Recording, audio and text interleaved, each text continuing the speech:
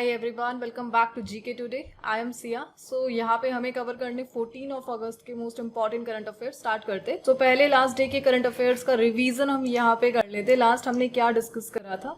National narcotic helpline that is Manas was launched by which ministry? So Manas को किसने launch करा है? And that is option number C, ministry of home affair ने इसे launch करा है।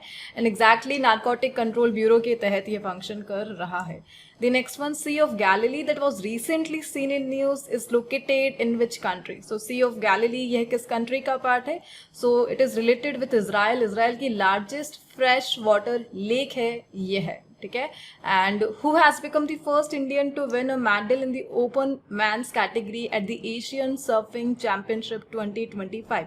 So हमारे पास पहला men category में medal आया है Asian Surfing Championship से, और किसने इसे जीता है?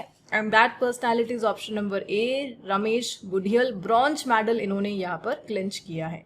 World biofuel day is celebrated on which day every year? कब मनाया जाता है world biofuel day? And that is 10th of August. And steel import monitoring system 2.0 portal इसे किस मिनिस्ट्री ने लॉन्च करा है? And that is by option number B, ministry of steel.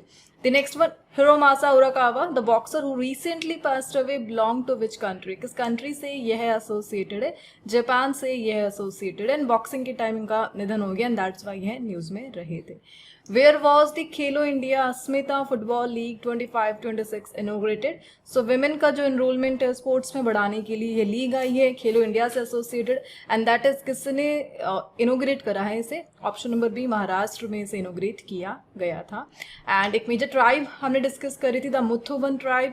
And India के किस स्टेट में यह प्राइमरली रिजाइड करती है, रहती है कहाँ पर? That is option number A, Kerala and Tamil Nadu में यह पाई जाती है। एंड एक रिवर को हमने डिस्कस करा था, दैट इज कोलोराडो। और किस कॉन्टिनेंट की यह मेजर रिवर है? उस कॉन्टिनेंट की एग्जैक्टली से लाइफ लाइन भी कहा जाता है, and that is option number C, North America.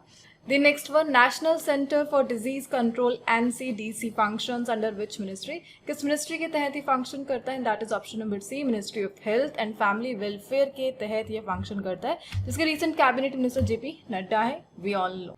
Back to the session. So आज जो टॉपिक हम डिस्कस करने जा रहे हैं, सो एग्जैक्टली हम बीएसएफ को डिस्कस करेंगे, द बॉर्डर सिक्योरिटी फोर्स। अपने ऑपरेशन के कारण यह न्यूज में रही, वी ऑल नो इनकी मेजर ऑपरेशन चलते हैं दो, उन्हें हम डिस्कस करेंगे।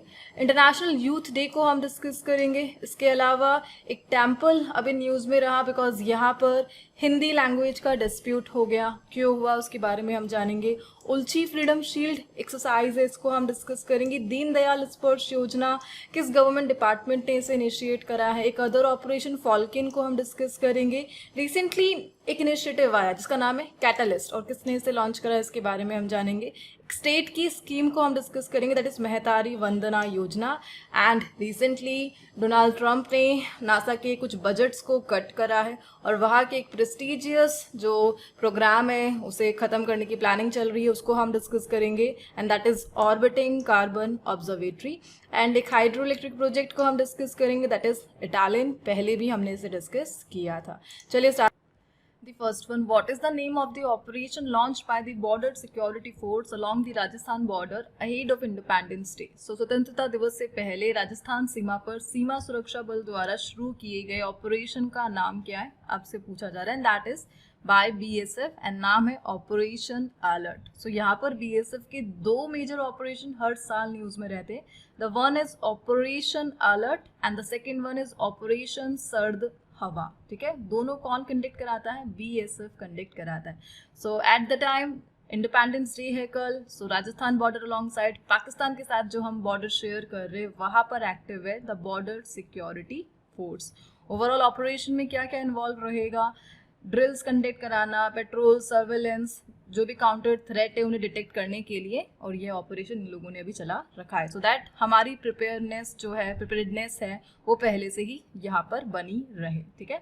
So the point of the discussion, basically BSF को हम यहाँ पे डिस्कस कर रहे हैं, इनके मोटो को हम डिस्कस करेंगे, एट प्रेजेंट डीजी क्या है, कहाँ कहाँ पर ये एक्टिव है, एंड बीएसएफ क्या है, एक CA पीएफ पे, सो सीएपीएफ को हम यहाँ पे डिस्कस करेंगे। So the first point, BSF के डीजी कौन है? लास्ट हमने डिस्कस करा था जब बांग्लादेश के बॉर्डर के अलॉन्ग साइड बीएसएफ एक्टिव था, बिकॉज बांग्लादेश के खुद के इंटरनल इश्यूज चल रहे थे, तब वहां पर एक डीजी अपॉइंट हुए थे, and that is Daljeet Singh Bhandari, sorry it is Daljeet Singh Chaudhary, ठीक है, Daljeet Singh Chaudhary, he is the current DG of BSF, इनका नाम एक बार ध्यान रख लेना। एंड बीएसएफ को कब फाउंड किया गया था, ईयर ऑफ फॉर्मेशन भी ध्यान रख लेना, 1965 में इन्हें फाउंड किया गया था। एंड एट प्रेजेंट इंडिया की सीएपीएफ है। हमारे पास टोटल सीएपीएफ कितनी है? सेंट्रल आर्म पुलिस फोर्सेस, जो मिनिस्ट्री ऑफ होम अफेयर के तहत फंक्शन करती है, और उनमें से एक है बीएसएफ। जनरली सीएपीएफ को 3 कैटेगरीज में डिवाइड किया हुआ है। एक वह कैटेगरी जो बॉर्डर के साइड हमें सिक्योरिटी देती है, दूसरी कैटेगरी जो इंडिया के इंटरनल जितने भी डिस्प्यूट है उन्हें देखती है, और एक है स्पेशल टास्क फोर्स जो टेररिज्म को काउंटर करना एंड द अदर जितने भी रिलेटेड टास्क है उन्हें वो देखती है। सो सीएपीएफ को हम डिस्कस कर रहे हैं, बट फर्स्ट बीएसएफ को हम यहाँ पे कंप्लीट करते हैं। सो बीएसएफ का मोटो क्या है? एट प्रेजेंट ध्यान रख लेना, ड्यूटी अनटू डेथ इनका मोटो है, and it is a PYQ, please note. एक पॉइंट आप इनसे रिलेटेड ध्यान रख लेना, एक ऐसी सीएपीएफ है यह जिनके पास खुद की एयर विंग भी है, मरीन विंग भी है, और आर्टिलरी रेजिमेंट भी है, and that is the only CAPF. और कौन है ये? Border security force. कहाँ कहाँ पर बॉर्डर सिक्योरिटी फोर्स एक्टिव है? प्लीज नोट, पाकिस्तान के अलॉन्ग साइड ये हमें सिक्योरिटी प्रोवाइड कर रही है, बांग्लादेश के अलॉन्ग साइड ये हमें सिक्योरिटी प्रोवाइड कर रही है, पाकिस्तान के साइड जो हम शेयर करते हैं लाइन ऑफ कंट्रोल, वहाँ पर ये है एक्टिव है, ठीक है। एंड नाउ बीएसएफ से रिलेटेड जितने भी पॉइंट्स हमने डिस्कस कर ही लिए हैं। यहाँ पर अदर जो हम डिस्कस कर सकते that is CAPF, because BSF is a CAPF, don't confuse. CAPF का मतलब क्या होता है? Central arm police force. 7 CAPF है हमारे पास, जिसमें से एक है बीएसएफ। सीएपीएफ को 3 कैटेगरी में यहाँ पे डिवाइड किया गया है। पहली कैटेगरी कौन सी थी? बॉर्डर गार्डिंग फोर्सेस, जैसा कि मैंने आपको बताया। सो बॉर्डर गार्डिंग फोर्सेस में कौन कौन आता है? असम राइफल आता है, बीएसएफ खुद आता है, आईटीबीपी आता है, एंड सशस्त्र सीमा बल आता है। लास्टली हमने डिस्कस करा था असम राइफल्स को, कहाँ पर ये एक्टिव है? म्यांमार के अलॉन्ग साइड यह हमें सिक्योरिटी प्रोवाइड कर रहा है। बीएसएफ का हो चुका है Bangladesh Pakistan LAC. ITBP that is Indo Tibetan border police, कहाँ पर ये हमें सिक्योरिटी देता है? बॉर्डर के लॉन्ग साइड। LAC के तहत लाइन ऑफ एक्चुअल कंट्रोल, जो हम शेयर करते हैं चाइना के साथ। सो चाइना के बॉर्डर पर कौन एक्टिव है? एंड दैट इज ITBP, ठीक है। फर्स्ट कैटेगरी आपको क्लियर है।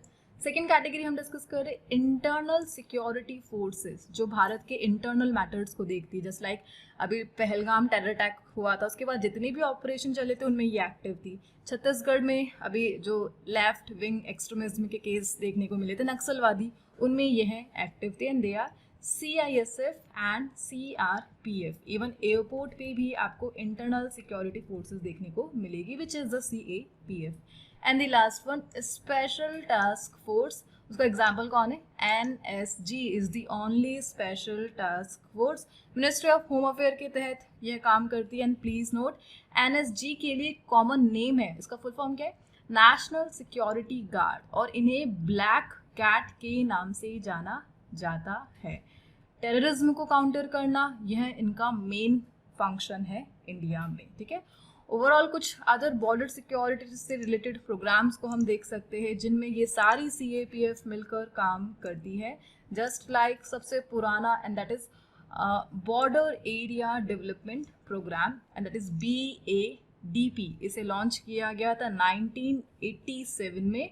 बॉर्डर के अलॉन्ग साइड इंफ्रास्ट्रक्चर को डेवलप करना है सिक्योरिटी के बढ़ाने के लिए एंड इंटरनल प्रोटेक्शन को देखने के लिए, सोशल डेवलपमेंट के लिए, ठीक है। 1987 में से स्टार्ट किया गया था, और सारी CAPF यहाँ पर एक्टिव है, बेसिकली जो बॉर्डर वाली है।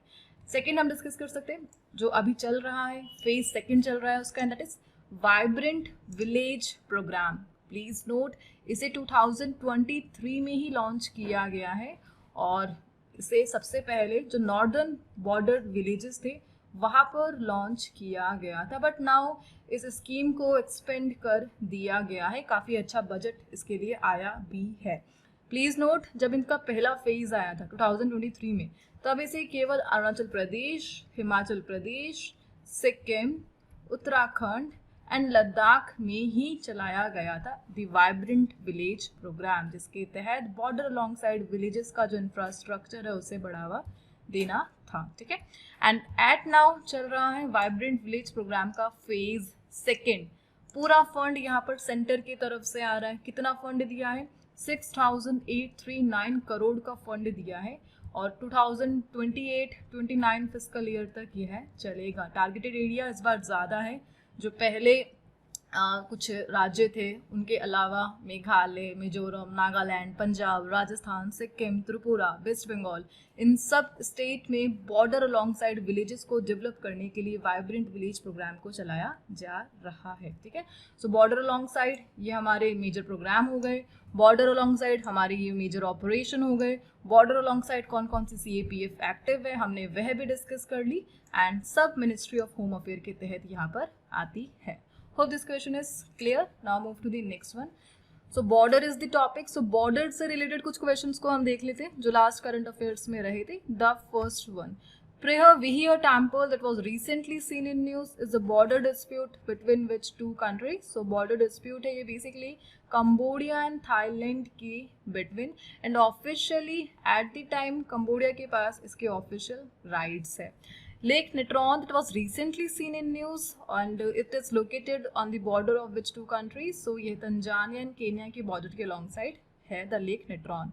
CBAM को हम डिस्कस करें, carbon border adjustment mechanism, and it is associated with which organisation? European Union associated एसोसिएटेड है। बेसिकली CBAM एक टाइप का टैक्स है जिसका मेन ऑब्जेक्टिव क्या है? एनवायरमेंटल क्लियरेंस, क्लाइमेट चेंज को देखते हुए उन्होंने टैक्स लगाया है। अभी रिसेंटली बीमस्टेक में सारे मेंबर्स ने CBAM को रिजेक्ट कर दिया था एज वी डिस्कस्ड।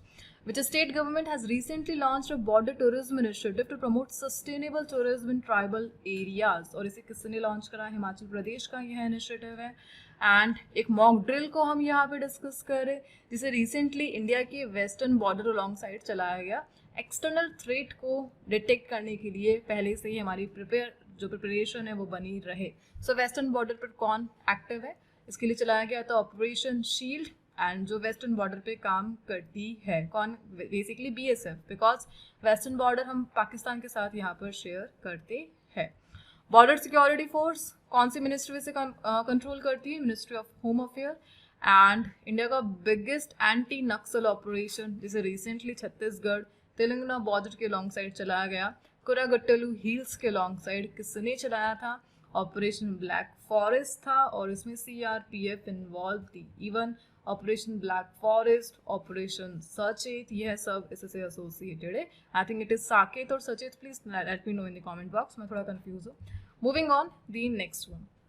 सो यहाँ पे हम एक डे इन न्यूज़ को डिस्कस कर रहे हैं and that is international youth day.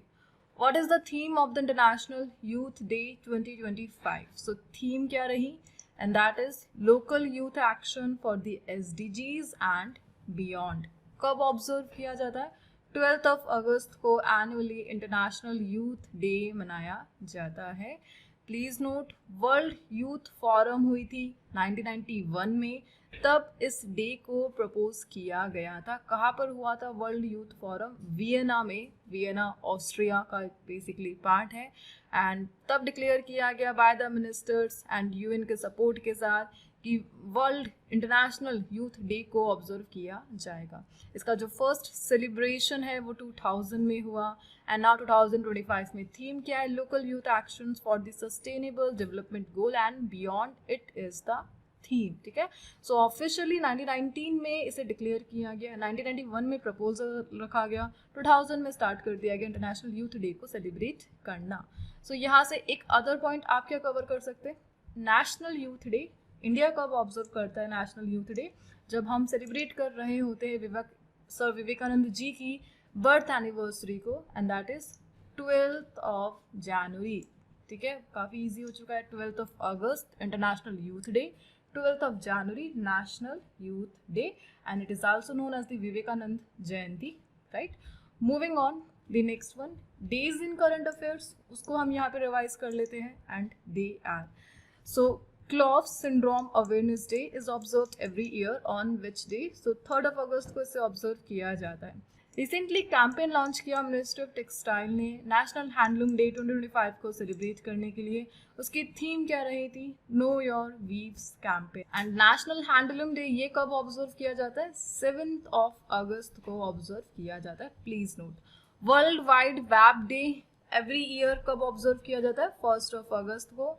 World lung cancer day 1 अगस्त को। लद्दाख ने रिसेंटली डे को डिक्लेयर करा है सफाई आंदोलन डे, कब? 12 अगस्त को, ठीक है। इंटरनेशनल यूथ डे के साथ ये अलाइन करेगा। Which state government has declared 7 August a sustainable agriculture day in honour of doctor M S Swaminathan? Maharashtra ने इसे डिक्लेयर करा है recently. And world day against trafficking in person is observed on which day every year? 30 जुलाई को observe किया जाता है। And recently जो मुथुवन ट्राइब्स थी उन्होंने खुद की कम्युनिटी के कल्चर को प्रमोट करने के लिए कन्वेंशन चलाया था इंडिजिनस डे पर। और कब मनाया जाता है इंडिजिनस डे, उसे भी ध्यान रख लेना, 9 अगस्त that was. Moving on the next one, एक टेम्पल को हम डिस्कस कर रहे हैं जिसका नाम है Vitthal Rukmini temple and it is located in which state? किस स्टेट का यह है पार्ट है? एंड लैंग्वेज डिस्प्यूट के कारण यह अभी न्यूज में चल रहा है। बेसिकली महाराष्ट्र में यह लोकेटेड है and Marathi and Hindi language का जो डिस्प्यूट है इस टेम्पल में देखने को मिला। बेसिकली यहाँ पर हुआ क्या था, इस टेम्पल के जो पंडित जी है उन्होंने जो मंत्र उच्चारण है उसमें हिंदी यूज़ किया एंड उसके कारण जो पीपल से उन्हें प्रॉब्लम्स हो गई और उन्होंने इस मंदिर के अगेंस्ट में जो भी एफआईआर वगैरह है, कंप्लेन करना, उसे प्रोसेस कर दिया था। ओवरऑल यहाँ पर पंडित जी का कहना है उन्होंने हिंदी लैंग्वेज को यूज़ करा, मराठी को भी यूज़ करा है, संस्कृत को भी यूज़ करा है, सो दैट सबके लिए ईजी हो जो भी पूजा पाठ है उसे समझना, ठीक है। एंड दैट्स वाई यहाँ पर लैंग्वेज डिस्प्यूट के कारण विठल रुक्मणी टेम्पल न्यूज़ में रहा, ठीक है। ओवरऑल आपको क्या ध्यान रखना है यहाँ पर, ये जो टेम्पल है यहाँ पर कौन से देवता विराजित है? एंड दैट इज लॉर्ड विथुबा जो कि विष्णुदेव का ही अवतार है एंड रुक्मणी जो कि ऑफिशियल वाइफ है उन्हें यह डेडिकेटेड है, ठीक है। भीमा रिवर के अलॉन्ग साइड यह सिचुएटेड है। वैष्णव ट्रेडिशन से यह एसोसिएटेड है एंड 17th सेंचुरी के टाइम पर इसे ओरिजिनली बनाया गया था, द विठल रुक्मणी टेम्पल, ठीक है। Overall dispute it is common India में, south India, north India all are divided, उसी में डिस्प्यूट चल रहा है, but Hindi I think it is a friend of all Indian language. Moving on the next one, so यहाँ पर एक annual joint exercise को हम डिस्कस कर रहे and that is Ulchi freedom shield. Recently इस जो जॉइंट एक्सरसाइज है इसे 2 कंट्रीज़ ने होस्ट करा मिलकर। कौन सी है वह 2 countries? South Korea and United state observe करता है द उल्ची फ्रीडम शील्ड, ठीक है। सो होस्ट करेंगे आपस में डिफेंस कोऑपरेशन को बूस्ट करने के लिए US and south Korea, and that's why यह न्यूज़ में रही। प्लीज़ नोट ये जो एक्सरसाइज है इसके काफ़ी टाइम जो नेम है वो चेंज हुए हैं। सन 1960 में एक एक्सरसाइज बिगेन हुई थी, तब इसका नाम तेगक एक्सरसाइज था। उस टाइम पर कोल्ड वार एक्टिव थे, तब यह इसको नाम रखा गया था तेगक एक्सरसाइज। आगे जाकर सब 1970 से 2007 तक इसका जो नाम है अगेन चेंज कर दिया गया एंड रखा गया उल्ची फोकस लेंस। बेसिकली उल्ची यह जो वर्ड है साउथ कोरिया की एक जनरल है, दैट इज जनरल उल्ची, इन्हें ऑनर करने के लिए उल्ची रखा गया एंड फोकस बेसिकली यूएस का एक कोड नेम था, जॉइंट एक्सरसाइज थी, दैट्स वाई उल्ची फोकस लेंस रखा गया। देन आगे जाकर अगेन नेम चेंज होता है, इसे जाना जाता है उल्ची फ्रीडम गार्डियन के नेम से 2008 से लेकर 2018 तक, बट नाउ अब इसे उल्ची फ्रीडम शील्ड के नाम से जाना जाता है and that is between south Korea and the United state, ठीक है। सो एक मिलिट्री एक्सरसाइज है यूएस एंड साउथ कोरिया की between. Moving on, so exercise को हम यहाँ पे डिस्कस कर रहे, कुछ अदर एनुअल एक्सरसाइज को हम यहाँ पे रिवाइज कर लेते हैं जो हाल ही फिलहाल में हुई है। India and the Philippines conducted their first joint naval exercise in which sea, Arabian sea में यह कंडक्ट हुई थी। China Russia joint naval exercise का नाम है जॉइंट सी, इसे कहाँ पर कंडक्ट कराया गया? सी ऑफ जापान में। सिम्बैक्स नेवल यहाँ पर पहुँचा था बेसिकली आईएनएस इंडिया से, नेवल एक्सरसाइज आईएनएस सतपुरा यहाँ पे गया था। एक्सरसाइज दिव्या दृष्टि, इसे कहाँ पर कंडक्ट कराया गया? सिक्किम में, ठीक है, डोमेस्टिक यह हुई। And which country has launched its major naval exercise July storm, और बेसिकली रशिया ने इसे कंडक्ट कराया है। Exercise drone Prahar Indian army की मिलिट्री ड्रिल है, ये है अरुणाचल प्रदेश में यह हुई। बोल्ड कुरुक्षेत्र एक जॉइंट मिलिट्री एक्सरसाइज है India and the other country is Singapore के बिटवीन, ठीक है। इवन सिंगापुर के साथ हम सिम्बैक्स करते हैं एंड सिंगापुर के साथ हम बोल्ड कुरुक्षेत्र करते हैं। Moving on the next one, एक स्कीम को हम यहाँ पे डिस्कस करें, दैट इज दीन दयाल स्पर्श योजना। एंड कौन सा गवर्नमेंट डिपार्टमेंट है जिसने इसे इनिशिएट किया है, and that department is option number D, department of post. So the department of post basically ministry of communication के तहत ये फंक्शन करता है एंड इन्होंने स्टार्ट करा है दीन दयाल स्पर्श योजना। बेसिकली इस योजना के तहत जो डिपार्टमेंट ऑफ पोस्ट है वो स्कूल चिल्ड्रंस के अमॉन्ग जो स्टैम्प कलेक्शन है उसे प्रमोट करना चाहता है।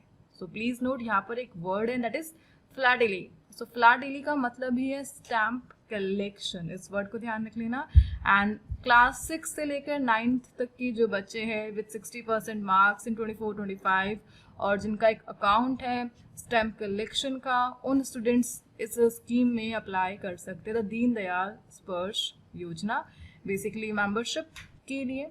एंड सिलेक्टेड स्टूडेंट्स को यहाँ पर स्कॉलरशिप दी जाएगी 6000 पर ईयर की। ओवरऑल यहाँ पर स्टैम्प कलेक्शन को बूस्ट करना स्कूल बच्चों में, और यही इनका मोटिव है by the Ministry of Communication and exactly Department of Post. Moving on, the next one. So the Operation Falcon को हम discuss कर रहे and it was launched by which state government to protect one-horn rhinos from poachers. So one-horn जो rhinos हैं, एक सिंग वाले गेंडे, उनके प्रोटेक्शन के लिए ऑपरेशन चलाया गया। और किसने चलाया, कहाँ पे चलाया, असम में चलाया गया है। बेसिकली असम में काजीरंगा नेशनल पार्क लोकेटेड है जहाँ पर इंडिया की largest population of one horn rhino reside करती है, रहती है। सबसे लार्जेस्ट पॉपुलेशन ही यहाँ पर है और इंडिया के पास ओनली क्या है, the great one on rhino. और कहाँ पर है, असम में ज़्यादा पॉपुलेशन है इनकी। सो वहाँ पर पोचिंग से रोकने के लिए और मेजर ऑपरेशन फाल्कन और एग्जैक्टली असम राइफल्स का इन्वॉल्वमेंट है यहाँ पर, असम में लॉन्च किया गया है। असम पुलिस एक्टिव है, फॉरेस्ट डिपार्टमेंट एक्टिव है, सो दैट जो वन हॉर्न राइनोज है उन्हें पोचर से प्रोटेक्ट किया जा सके। Overall digital tracking, on ground surveillance, निगरानी रखी जा सके, यह सब इस ऑपरेशन का पार्ट है। और अभी तक सम 42 पोचर्स को अरेस्ट किया जा चुका है, 6 गैंग को डिसमेंटल किया जा चुका है और 9 पोचिंग अटैम्प्ट्स को यहाँ पर इस ऑपरेशन के दौरान स्टॉप किया गया है and the result is 0 rhino killing, ठीक है। सो राइनो से रिलेटेड ऑपरेशन फाल्कन। सो यहाँ पर हम डिस्कस करेंगे हमारा ग्रेट वन ऑन राइनो।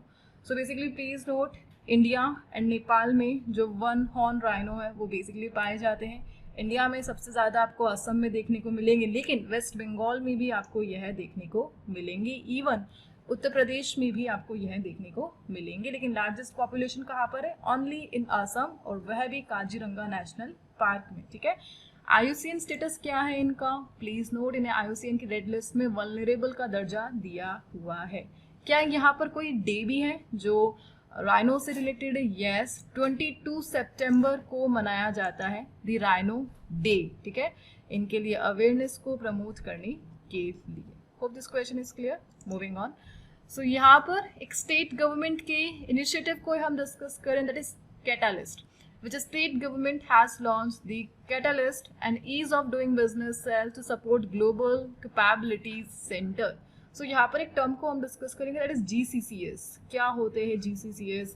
और GCCS को प्रमोट करने के लिए रिसेंटली एक स्टेट ने एक मिशन लॉन्च करा है, दैट इज कैटालिस्ट। कौन सा स्टेट है? यह है कर्नाटका ने इसे लॉन्च करा है, global capability centre. Please note, global capability centre इनका काम क्या होता है? सो जितनी भी MNCs हैं उनके छोटे छोटे सेंटर्स है जहाँ पर सारे सॉल्यूशंस आपको प्रोवाइड किए जाते हैं, रिसर्च एंड डेवलपमेंट से, इन्वेस्टमेंट से, जितनी भी इंक्वायरी है, सो उनके लिए इनके छोटे छोटे सेंटर, दैट इज GCC, जो कि MNCs के द्वारा बनाए जाते हैं, जो ईज ऑफ डूइंग बिजनेस है उसे इन्हांस करने के लिए।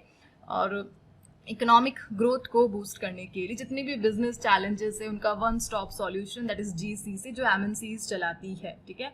सो यहाँ पर हुआ क्या, कर्नाटका ने ईज ऑफ डूइंग बिजनेस को प्रमोट करने के लिए यहाँ पे लॉन्च कर दिया द कैटलिस्ट, सो दैट 2024 से लेकर 29 तक जीसीसी पॉलिसी के तहत जो ग्लोबल कैपेबिलिटी सेंटर से इन्हें डेवलप किया जा सके, एक सिंगल विंडो प्लेटफॉर्म जो इन्वेस्टमेंट और उनका जितना भी ट्रैकिंग है उसे अप्रूव करेगा, ठीक है।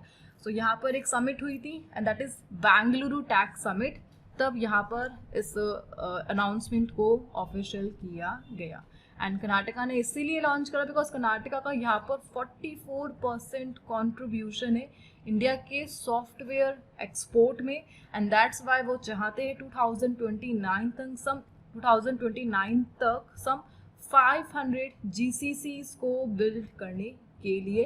इसके साथ जॉब क्रिएशन होगा और एक्सपोर्ट में और हेल्प मिलेगी एंड दैट्स वाई कैटलिस्ट अभी न्यूज़ में रहा बिकॉज बेंगलुरु टेक समिट में अनाउंसमेंट की गई by the Karnataka. Hope this question is clear. Moving on, यहाँ पर अगेन हम एक स्टेट की जो स्कीम है उसे डिस्कस करें, दैट इज मेहतारी वंदन योजना। किस स्टेट की है यह, प्लीज नोट यह एसोसिएटेड है छत्तीसगढ़ से। छत्तीसगढ़ ने इसे लॉन्च करा था 2024 में, सो दैट विमेंस को इकोनॉमिकली एम्पावर किया जा सके, सोशली उन्हें एक्टिव किया जा सके। ओवरऑल सम 69.19 लाख वुमेन्स को यहाँ पर जो बेनिफिट है छत्तीसगढ़ के थ्रू मिल चुका है इस योजना में। जेंडर डिस्क्रिमिनेशन, भेदभाव को रोकना, हेल्थ को प्रमोट करना, न्यूट्रिशन को देखना, economic independence and women decision making in families उसे इन्हांस करना, यह इस स्कीम का मेन गोल रहने वाला है। ओवरऑल मेहतारी वंदन योजना किस स्टेट से एसोसिएटेड है, छत्तीसगढ़ से यह एसोसिएटेड है, ठीक है। चलिए आगे बढ़ते, कुछ स्कीम्स को हम देख लेते हैं जो हाल ही फिलहाल में करंट अफेयर्स में रही थी and they are which organisation has launched the women led cooperative scheme that is Swayam Shakti सहकार योजना, नंदनी सहकार। इसे किसने लॉन्च करा है, एनसीडीसी ने, नेशनल कोऑपरेटिव डेवलपमेंट कॉर्पोरेशन ने इसे लॉन्च करा है, development corporation. Which government department has launched the campaign for saturation of financial inclusion scheme, और इसे किसने लॉन्च करा है, डिपार्टमेंट ऑफ फाइनेंशियल सर्विस ने इसे लॉन्च करा है। What is the name of the initiative launched by the Orissa government to connect urban poor with government scheme, और इसके लिए जो स्कीम आई थी सहयोग, यह नाम है। Which state government has launched the Mukhya Sevak Samvad scheme to directly communicate with beneficiaries of government scheme, and that is Uttarakhand ने इसे लॉन्च करा है एंड दैट इज मुख्य Sevak Samvad scheme. Which two health scheme were merged in Odisha to create a unified health coverage scheme, और इसके लिए Ayushman Bharat and Gopabandhu Jan Arogya Yojana को unify किया गया है यहाँ पर। The next one, what are the two umbrella schemes created by the rationalization of centrally sponsored scheme CSS under the Ministry of Agriculture, and that is प्रधानमंत्री राष्ट्रीय कृषि विकास योजना एंड कृषिोन्नति योजना, ठीक है। Moving on the next one, 9th question को हम discuss कर रहे हैं। डोनाल्ड ट्रंप का बिग डिसीजन बेसिकली जो सब कंट्रीज में चल रहा है and that is the budget cut.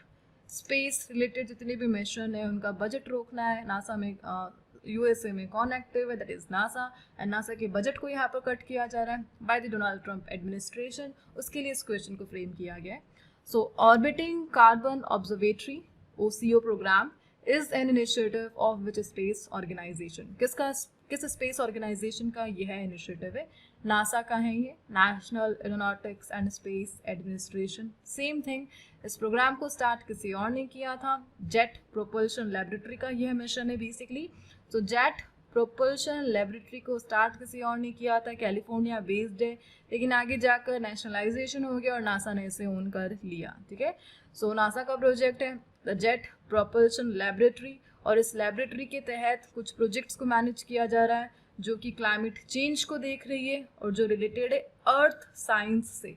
Earth science का मतलब यानी अर्थ में जितनी भी क्लाइमेट चेंज हो रही है, CO2 का लेवल कितना बढ़ रहा है एंड अदर वेजिटेशन, उन सब को टारगेट करना, that is the goal of earth science. So earth science के तहत जेट प्रोपल्शन लेबोरेटरी ने ऑर्बिटिंग कार्बन ऑब्जर्वेटरी प्रोग्राम को स्टार्ट करा था, but now Donald Trump administration चाहता है कि OCO प्रोग्राम को एंड कर दिया जाए, यानी जो कार्बन लेवल को डिटेक्ट किया जा रहा है अर्थ पर ऑर्बिटिंग कार्बन ऑब्जर्वेटरीज को यूज़ करके उसे बंद किया जाए। ओवरऑल यहाँ पर डोनाल्ड ट्रंप पर पॉलिटिकल प्रेशर है, बिकॉज कोई भी नहीं चाहता कि कार्बन का जो लेवल है वो एग्जैक्ट मालूम चले, इंडस्ट्रीज का डेवलपमेंट कैसे होगा अदरवाइज, एंड दैट्स वाई यहाँ पर इस टाइप के मिशंस को बंद करवा रही है the Donald Trump, and that's why यह न्यूज़ में रहा।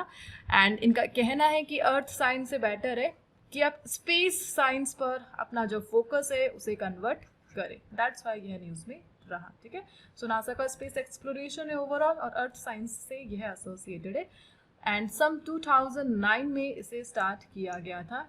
इस थिंग को ध्यान रख लेना। एंड नासा का कौन सा सेंटर है जो ऑर्बिटिंग कार्बन ऑब्जर्वेटरी को मैनेज करता है, that is JPL, jet propulsion laboratory, California में यह लोकेटेड है, USA का एक स्टेट है जो कि। ठीक है, moving on the next one, एक हाइड्रो इलेक्ट्रिक प्रोजेक्ट को हम डिस्कस कर जिसका नाम है एटालिन, और यह कहाँ पर किस स्टेट में लोकेटेड है, प्लीज नोट अरुणाचल प्रदेश में यह लोकेटेड है। सो इस प्रोजेक्ट का कंस्ट्रक्शन स्टार्ट हो रहा है। सेम थिंग, इन्वायरमेंटल जो क्लियरेंस है उसके लिए रिकमेंडेशन आया है एक कमेटी के द्वारा, जिस कमेटी को यूनियन मिनिस्ट्री ऑफ इन्वायरमेंट ने फॉर्म किया था। किसके पास है union ministry of environment? Bhupendra Yadav के पास है। And Italian project run of the river project है जो ड्री एंड टेंगोन रिवर पर बना हुआ है। अरुणाचल प्रदेश की दिबांग वैली में यह लोकेटेड है, पॉइंट टू बी नोटेड। ठीक है, और बेसिकली कुछ सेपरेट सिस्टम को यूज़ करके run of the river project के तहत वाटर को डाइवर्ट किया जाएगा, और हाइड्रो इलेक्ट्रिक प्रोजेक्ट है यह ओवरऑल। ठीक है, hope this question is clear. And the last hydro electric projects को हम यहाँ पर देख लेते हैं जो कि हाल ही फिलहाल में न्यूज़ में रहे हैं, उन्हीं से रिलेटेड कुछ क्वेश्चंस। सावलकोट हाइड्रो इलेक्ट्रिक जो पावर प्रोजेक्ट है उसे हमने लास्ट डिस्कस करा था। कहाँ पर है ये? जम्मू कश्मीर में। रातली कहाँ पर है? चिनाब रिवर पर। शेंगटोंग खरचम कहाँ पर है? हिमाचल प्रदेश पर। सिरकरी ब्योल रूपसिया बागड़ हाइड्रो इलेक्ट्रिक प्रोजेक्ट उत्तराखंड में। किरू कहाँ पर है?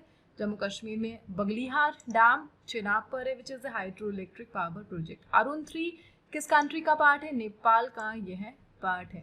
Now a question for you, recently Bhutan के साथ मिलकर जो टाटा है वो एक प्रोजेक्ट पर काम कर रहा है, उस प्रोजेक्ट का नाम क्या है ये आप बता दीजिए कमेंट बॉक्स में। ठीक है, सो इस सेशन को आज हम यहाँ पर एंड करते हैं। Hope all the questions are clear and you have found it useful and productive. And आज जो क्विज के क्वेश्चन है आप लोगों के लिए प्रोजेक्ट रिलेटेड वर्ड को हम यहाँ पर लेते हैं, एंड उससे से रिलेटेड कुछ क्वेश्चन है जो आपको स्क्रीन पर शो हो ही रहे, इनका आंसर आपको कमेंट बॉक्स में देना है। एंड हम मिलते हैं नेक्स्ट के साथ।